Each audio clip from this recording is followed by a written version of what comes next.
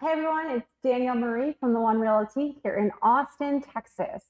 And today I want to talk about, so it's all over the news, you're hearing it, it's in the debates. We're talking about the $25,000 potential down payment assistance or the 3 million new construction homes over the next 4 years. So I was actually in a space on X yesterday and I popped into a room and they were having this discussion. They were discussing how is that $25,000 assistance going to work? How is it going to help the economy? Is it not? And so really at the end of the day, I think we need to look at it from an economic perspective. So first and foremost, when you have basic economics, supply and demand, as you increase demand, typically your price goes up if supply remains the same. If supply changes, that can offset it. So first and foremost, if there is $25,000, and first you have to be able to, lenders have to be able to approve individuals to even get this 25,000, and it's an average. So that's saying some people might get more than 25,000, some people might get less. So first and foremost, if you are even going to qualify, the lender's got to qualify. So making home buying a reality, it actually starts with the individual. Not that you just have money for your down payment, but also that you have, when we talk about your credit score, when we also talk about all the other means in there. So your debt to income ratio, what is your debt? What is your credit score? Well, there's a lot more factors than just having a down payment to even get approved. So let's say it does happen. Let's say you have $25,000 on average that are going to go out to individuals. What's also going to happen that you have to start thinking about the third and fourth tertiary effects, like what's going to happen with that? Well, if all of a sudden we have an increase in buyers in that price point, and they're all going out and they're increasing, this is first-time home buyers. If they are increasing their buying, that means that there's going to be fewer houses, there's going to be a higher demand. And typically when we look at the price structures and we look at where are homes being bought at, that first-time home buyer, it's a smaller section down below. Because typically you have your first-time home buyers, and typically you're also going to have like your investors that are also in that pool. So when you increase all these people wanting to buy this limited supply of houses, that's going to cause the prices to go up. Great. Okay, let's go. And I see this and I love it. Let's incentivize builders to build more houses. And the number that's been given out has been 3 million houses over 4 years. I'm going to make the assumption, and you're going to go with me. I'm making the assumption that these 3 million houses are in addition to what's currently being built. So to give you a perspective right now, and this is from the census data, you can go out, you can find the new construction data, you can go and see it. But to give you an idea of where we are with houses, and she said 3 million single family homes. So right now in 2023, if we want to look at the total amount of new construction, privately owned housing units that were completed in 2023, it was 1 million houses of single family homes. Now, if we include 2 to 4 units and 5 unit structure, that number was, it was 1 million. And for all of those combined, so 2 to 5 unit structures included with that single family home, you're looking at 1.45 million houses that were, I say, completed. Now, if we're going to add 3 million additional, so we're going to increase it by 3 million. So that's roughly 750,000 houses per year. That means from going from current production to where they want to be, so 3 million houses over 4 years, that's 750,000 houses more per year. If single family homes, that's 75% of what we actually did this past year. Now, if we want to look at historical norms and we want to see, hey, where were we? And we look at the number of like the most houses that we ever built in 1 year, it was actually back in 2005. And in 2005, we built not 1,000, the numbers are in 1,000 that I'm looking at a sheet. We built 1.654 million houses is what we built in the height. So this is housing data that goes back to 1968. The most houses we ever built in a single year, single family homes, was 1.65 million. Well, if we built 1 million last year and we want to build to make it additional 3 million over 4 years, that means we're going to have to go higher next year or in the coming years, more than we even did at our height when we built 1.6 million in 2000. It was 2006 actually. So what happens? Okay, great. We're going to give incentives for builders to build. And that's what, I get it. They need that. Builders need incentives to be able to build, tax incentives. That's great. But we're also not including is, yes, you're giving people these tax incentives that you're giving them, but at the same time, those builders, they have to even be able to qualify for a loan. So one of the things that we've seen right now with decreasing as far as construction and development is there's builders out there that can't even qualify to build a house and for home development because of the lending restrictions have gotten so tight. So great, we're going to get either a tax rebate, there's going to be some sort of tax incentive, which is awesome for the bigger ones. However, the smaller ones that are building, are they even going to be able to get a loan? So that's number one. Number two, the other thing that's not being talked about and just kind of blows my mind is if you go back to 2020 and 2021, one of the big problems that happened, and we saw these skyrocketing of prices. If you go and you ask the builders, why did prices go up? One of the top answers that I'm going to almost guarantee you that you're going to hear it, it's going to go back to construction cost, and particularly the lumber cost. So if we look to see where the peak was in April of 21, so peak of construction, our monthly lumber, it was at $1,500 per 1,000 board feet. And I'm just going to do this. I want to show you guys this. I want you guys to follow along.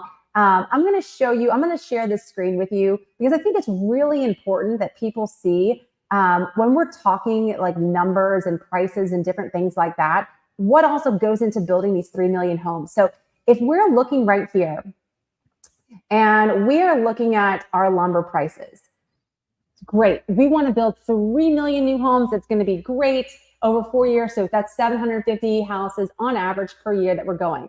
Well, look at this spike. When we had to spike our inventory and spike our builds, we had a huge spike in construction costs. So you can kind of see here's October 20.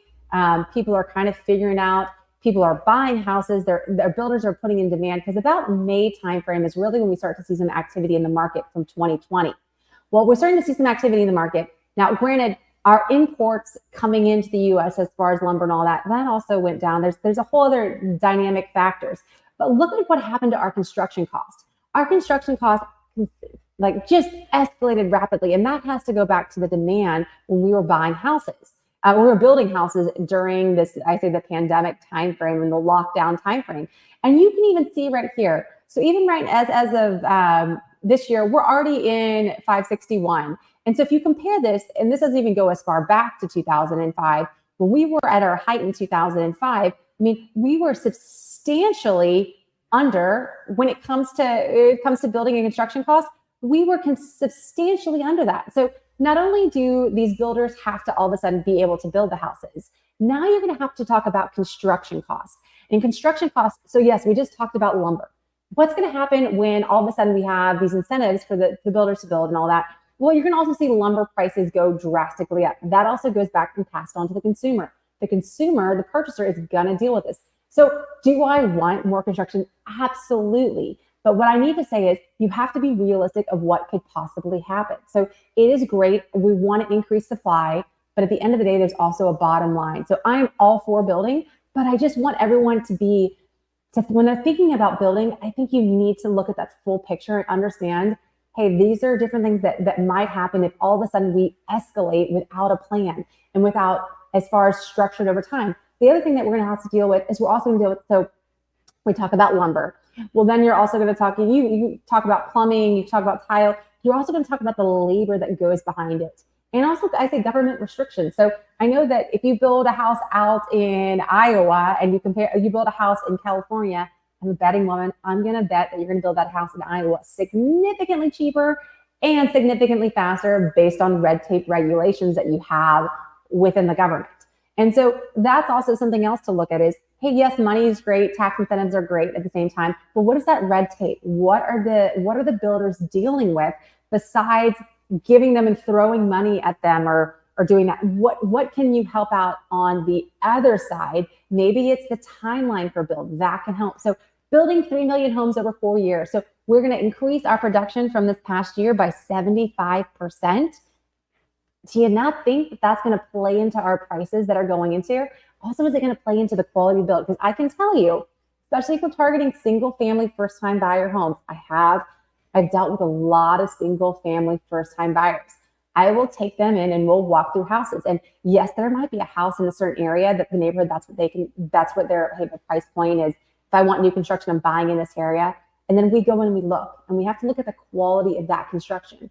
Are you going to be dealing? What is that going to last? What is that? Is that 5, 10 years? Are we throwing these houses up? Are we essentially taking what is modular homes or homes that maybe are not the highest quality, and we're going to put them in, and then we're going to set our consumer up in the long run to have significantly financial difficulties with this first time home that corners were cut because of the cost of labor? Because we talk about skilled technicians. So how many people are going into, we say electrical and plumbing, all the trade industries? Are we going to have that trade? So if we're going to increase production in the US by 75% overnight, do we also have the workforce to go along with that? There's a plan as far as like getting people in place. So maybe we incentivize people, or not incentivize, but we structure people instead of going out of high school and going straight into college. You can make a really good living off a plumber. You can make a really good living off electrician. How are we setting those trades up so that they can help? So going back to my original point, and I appreciate if you are following me now, or you're just joining in for this stream. I'm trying to do more of them. I would really appreciate if you follow. There's no ads. I'm not doing anything with ads, but yeah, feel free to follow. My name is Danielle Marie from the One Realty here in Austin, Texas. But let's go back to that $25,000 credit. And let's also compare it to back when, if you remember back in like 2009, 2010, we talk about that, the tax rebate that people got for first-time home buyers. And you got a rebate, and the rebate was based off of your individual income. It was also, or your married income, meaning at some point, I think it was like $225,000 married. If that was your income, you no longer qualified for that tax credit. I think it was like a 125 or something was for the a single individual, but you got a tax credit. So first and foremost is you were able to buy the house. You had the funds to buy the house. You also had, you qualified on your whole loan, everything to get there. It wasn't just like free money given to you. You budgeted for it, and then you got the money back. Well, if you, in this case, we're giving you that money up front, maybe you don't actually have the money to sustain and hold that house because you've got to get that down payment assistance. And that goes back to debt to income and different things that lenders can do. And lenders at the end of the day, they want to sell more houses too, because that helps them as well. I'm an agent. I should be all for this. I should all be like, yes, let's have people buy, but I see what's happening in the future. I see that this could be a huge train wreck coming as far as pushing all these people in to buy and not having the supply. At the same time, what we talk about mortgages and we talk about being upside down and payments and everything like that. No one knows it better than those people that bought in, I say, March or May of 2022 and what happened to prices, I say specifically in Austin. But what you also have to think about is someone doesn't have the money for the down payment and they're getting this money. Well, what happens when things happen to their house? What happens when they have to pay to get their roof replaced because there was a huge hailstorm and they don't qualify or for their insurance and they've got to pay their deductible? There's an unexpected cost. What happens when there's a huge electrical issue that they've got to do? All of these little things pile up.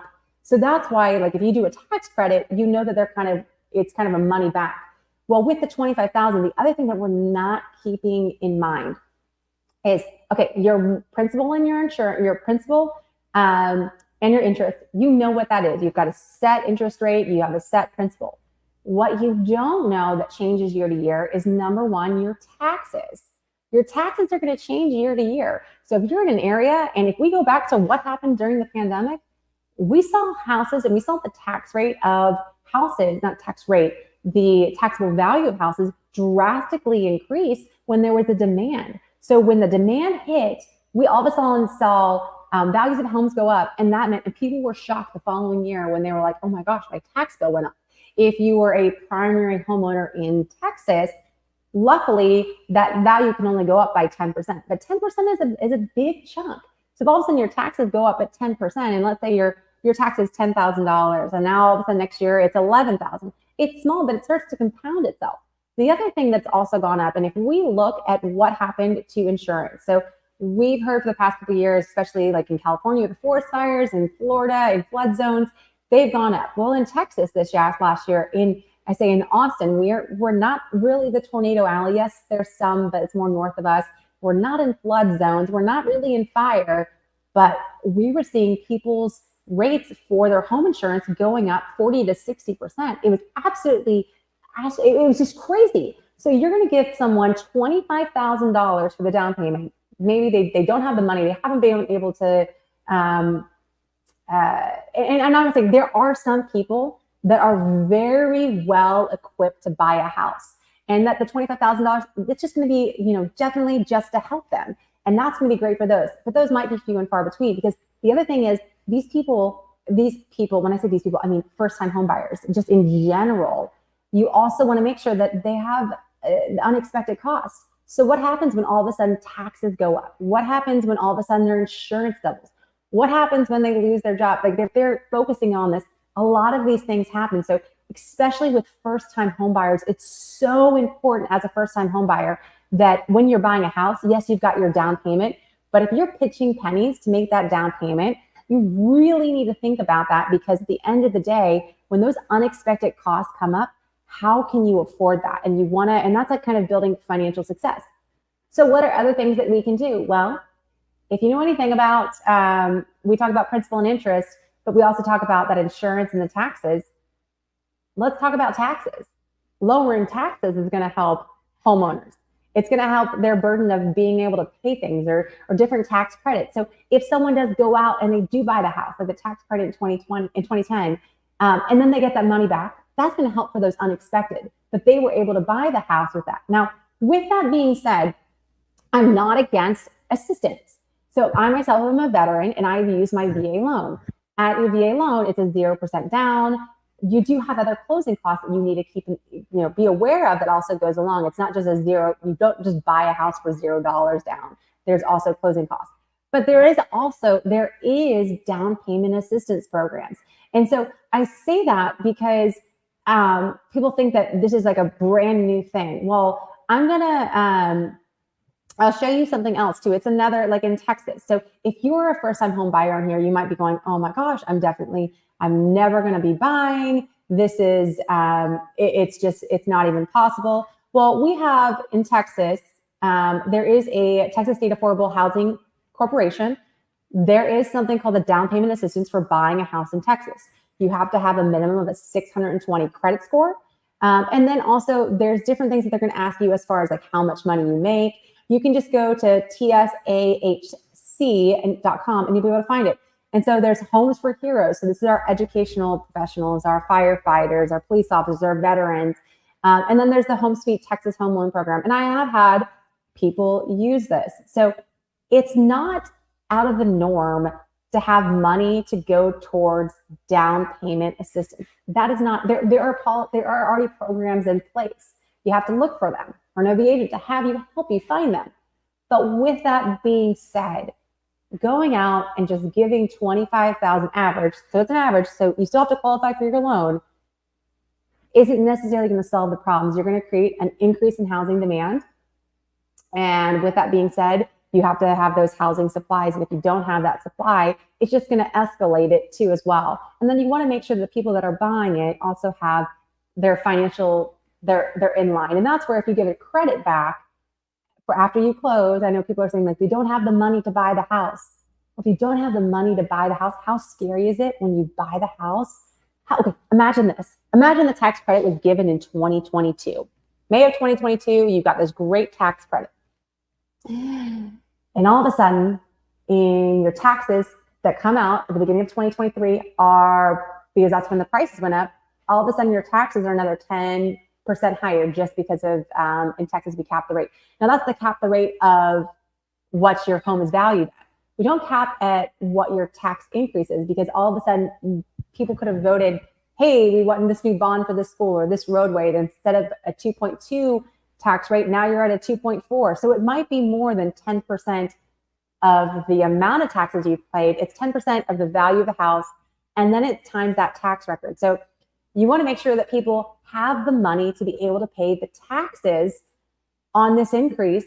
And then so if you bought and you had this down payment since 2022, great, you are doing phenomenal. You all of a sudden get hit with a higher tax bill. We know home insurance went up, and all of a sudden you get a call from your lender saying like, hey, you need to increase your value of your home insurance because the construction costs have increased and your house doesn't qualify. So now you've got these two things. And then if the market all of a sudden goes down, which we sell now you're forced to buy. Or not forced to buy. Like, let's say you can't afford this house. Now you're forced to sell. But now you're underwater. So you got $25,000 to help you buy the house.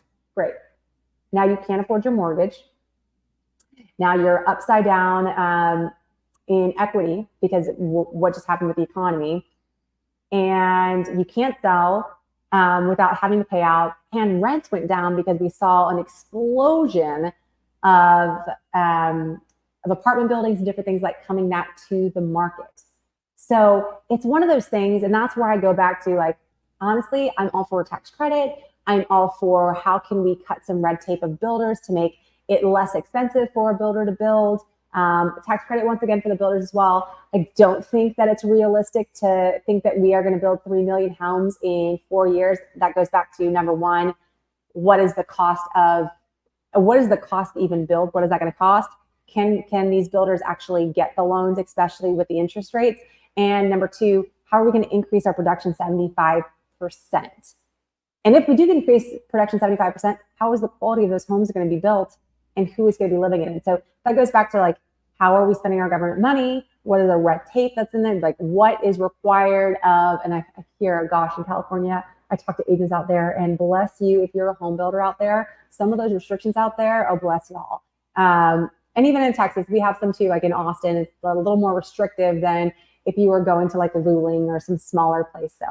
So with that, if you have joined me today, I truly appreciate this. If you can't tell, I'm passionate about real estate. As an agent, I should be like, yes, $25,000 credit. Yes, let's build more homes. But as a realist too, I'm also looking to see, like, hey, here's our economic, regardless of party, doesn't matter party. I'm just talking about the economics. Don't even mention names, even though you might associate with one. But at the end of the day, like, let's look at the economics behind it, and let's really focus on how do we make, I say it, a better America, and different things like that too. So with that, I'm Danielle Marie from the One Realty here in Austin, Texas. If you are thinking about buying or selling in Austin and you just want to talk some more, whether it's what's going on with the market or explain this crazy settlement that happened with the DOJ and National Association of Realtors, feel free, shoot me a DM, follow me on, if you're on X, you can see me at the One Realty, but it's at the _1_ Realty, or I am at Austin Real Estate. If you actually go to YouTube, that's my handle. Kind of lucky with that. So with that, I hope, oh, Diane, I just saw your comment, best realtor ever. And Jamie, thank you guys so much. I appreciate y'all. I hope you guys have a wonderful Friday. Good news for Austin. I pulled numbers today. We are already seeing an increase in buyers coming to the market, which is kind of nice. The previous 2 weeks, they were exactly the same. And we saw like a 34% increase in buyers over the last 7 days. So with that, have a wonderful day.